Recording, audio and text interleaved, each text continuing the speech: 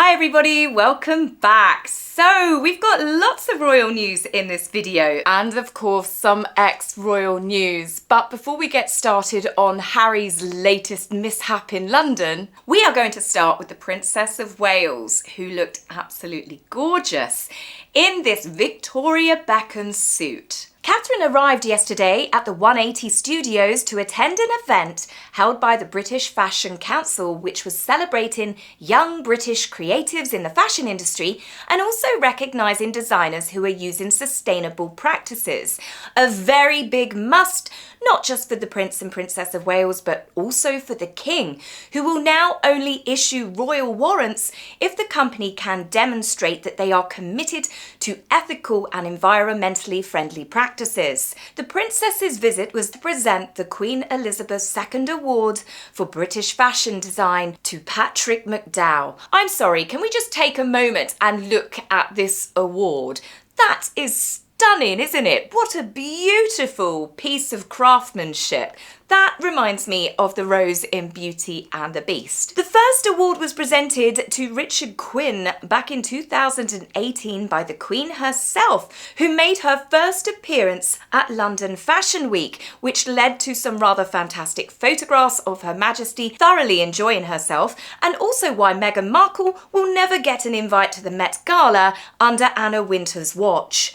Catherine looked gorgeous in this lovely olive green suit by Victoria Beckham, although I've since found out that Victoria is calling this particular colour Willow. I found this information out alongside the rest of the details of Catherine's fantastic outfit provided by X's very own royal fashion expert. Rem is a good boy. If you ever want to know what the royal ladies are wearing, and often the gentlemen as well, this is the person that you need to look up. After watching many years of Catherine on the main stage, as it were, our princess certainly knows how to wear a gorgeous suit. No matter the colour, no matter the designer, Catherine always looks incredible, but obviously she is built like a supermodel with the hair of a goddess, so I think anything that she wears is bound to make the clothing shine. This year's winner, Patrick McDowell, told the Daily Mail it's a huge privilege and an honour to receive the award, and also that Catherine is an amazing advocate and really flies the flag for British fashion. She also looks incredible and is a real style icon. He said it was extra special to receive the award from her today, and that the royal family have been incredibly supportive, from Queen Elizabeth II to King Charles. I'm in no doubt that Victoria Beckham was also overjoyed to see her suit grace the front covers of many newspapers and magazines today, trending as well across social media for most of yesterday, as the princess arrived in London in all her leggy and glossy glory. Now, I'm not quite ready to talk about Harry just yet, because we need to talk about Super Sophie, our gorgeous, lovely, beautiful Duchess of Edinburgh, who on Monday paid a visit to Barleylands Farm Park and Village in Essex. The centre was celebrating 40 years of educating school children in Essex and East London. One of the main classes that they teach to school children is Field to Fork, explaining to children the importance of farming and where our food comes from. It's also a wonderful family day out with lots of outdoor and indoor adventures with mini tractors and trails, indoor play centre, plus my personal favourite, you get to greet some of the farmyard animals. They have sheep and goats, cows, donkeys, ponies and piggies. They have some more exotic type animals with sugar gliders, snakes and crocodiles, just to name a few. Sophie took part in some pizza making and also an owl flying session whilst she was there, which led to this beautiful photograph being captured by royal photographer Tim Rookie. And Sophie looks absolutely stunning. A beautiful duchess with a beautiful bird on her arm. Now, whilst we're talking about stunning photographs, there were some exceptional photographs also taken on Monday where the weather was glorious, and this photograph was taken of His Majesty as he was smiling and soaking up the vitamin D. The King, alongside his sister, the Princess Royal, inspected the parade at Windsor Castle at the presentation of the new standards to the lifeguards, and the Blues and Royals regiments. The standards symbolise the current monarch, the squadron's history and identity, and are held in the highest reverence. And the King is Colonel-in-Chief of the Household Cavalry, and Princess Anne is the Colonel of the Blues and Royals. They make quite the magnificent pair, and who doesn't love a good bit of British military pageantry? Something that the King's youngest son used to take part in with pride. But now Harry doesn't take part in anything other than continuously embarrassing himself. When I read that Meghan was having her as ever products brought to England and gifted to her friends using a luxury delivery service, even I didn't think that she'd be getting Harry on the job. But I suppose he's got to earn his keep one way or another. All jokes aside and some clever memes, Harry was not delivering jam. What do you mean he wasn't delivering jam? Well, what else could he have possibly been doing as he aimlessly wandered up and down a street? Reports said he went to 3 separate houses looking for a friend, with 2 of the houses to be on opposite ends of the street whilst talking on his mobile phone. Now, I find this rather bizarre for many reasons, which we're going to discuss, and I'd love to hear your thoughts on this in the comments.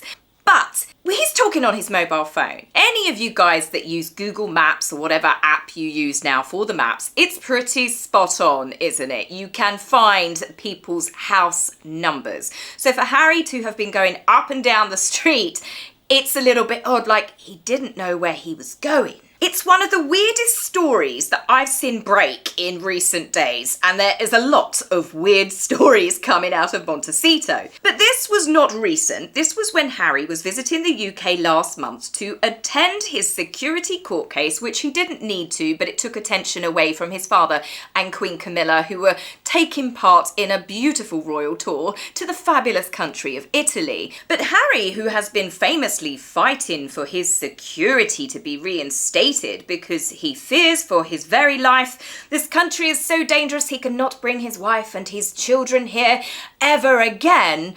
He was knocking on random people's doors. Now, a few people said that he was doing this on his own, and at first glance you think, well, yes, there's no big team of security around him. But I spy with my beady little eye that little fuzzy grey head on his shoulder. That little fuzzy grey head, I'm 99% certain, is Harry's loyal and long-term bodyguard, Dave Langdon. But this adds to me more questions than it does answers.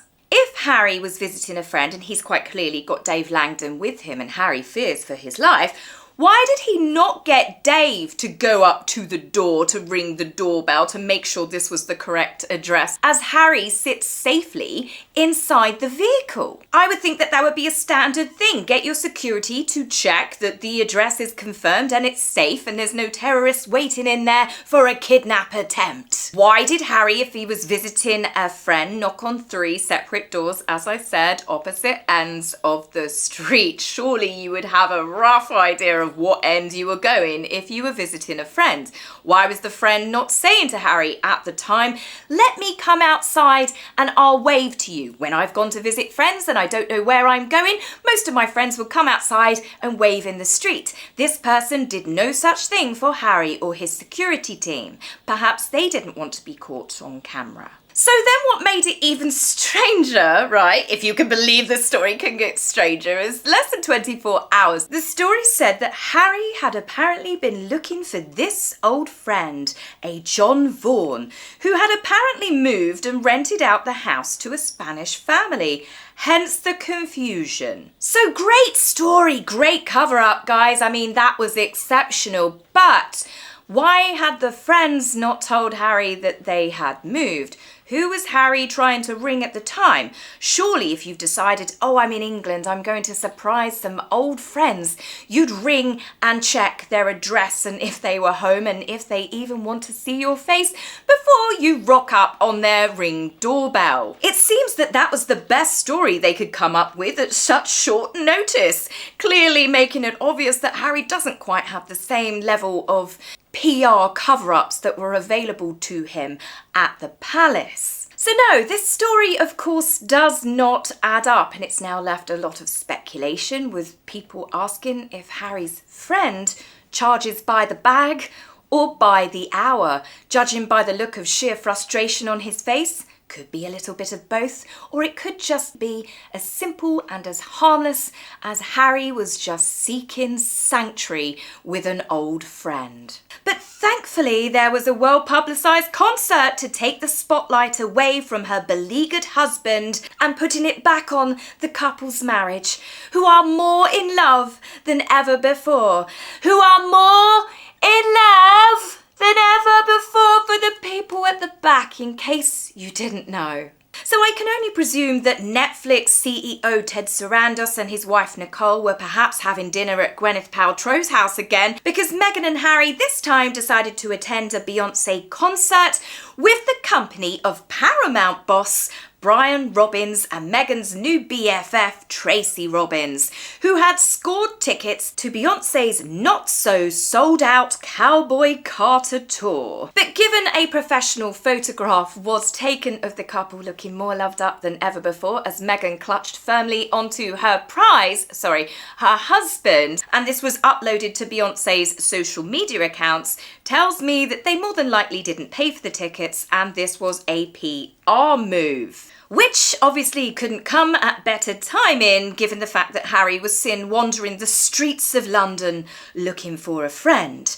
They need to be able to show the world that they are more in love than ever before. And nothing says love more than a joint date night watching Beyoncé murder country music. So of course, like everything that Meghan does, we couldn't just have a couple of pictures that were posted to her social media account. No. We needed a full performance with video footage showing Harry adoring his wife, much like the children needed to do for Mother's Day, smothering her in kisses. But as for Meghan's constant need for praise and adoration, whether it be from friends, family, their children, strangers on Netflix, I'd imagine it's thoroughly exhausting being around Meghan, because she's certainly not getting a lot of love lately from members of the public. The flash in the pan as ever product launch has fallen flat. Many products were oversold. People are still waiting for refunds or for new items to be sent out to them.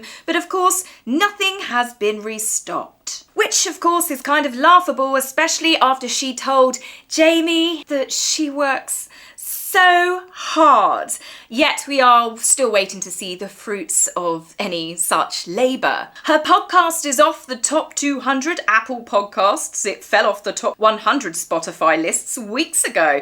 And her Netflix show lasted 1 week on the top 10. And I think that Netflix helped try to boost those numbers, as did Meghan's Sussex Squad that were talking about watching it on repeat to help, obviously lift the numbers. That show needed all the help that it could get. The only reason why With Love Meghan is still talked about is because of all of the fantastic comedic geniuses that are out there that have done their own spoofs. But of course, with so much backlash happening and one venture after another doing exactly what it does with Meghan, and that is obviously crashing and burning, this can mean only one thing: time for another staff shakeup.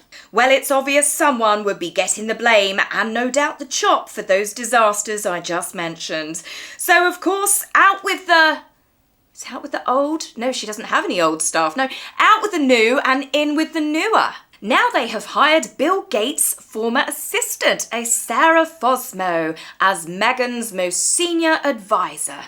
Well, why not? I mean, Bill Gates is loved and respected and admired all around the world. Miss Fosmo has apparently a long and accomplished professional career managing complex, high-stakes operations, and she's adept at navigating high-pressure environments.